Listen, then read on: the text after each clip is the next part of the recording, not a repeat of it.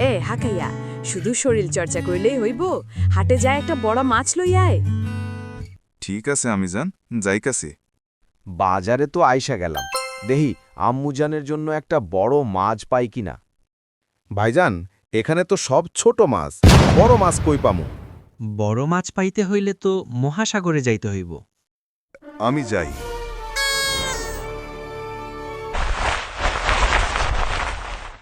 মহাসাগরেতে আইসা গেলাম, এইবার ডুব দিয়ে দেখি বড় মাছ পাই কিনা।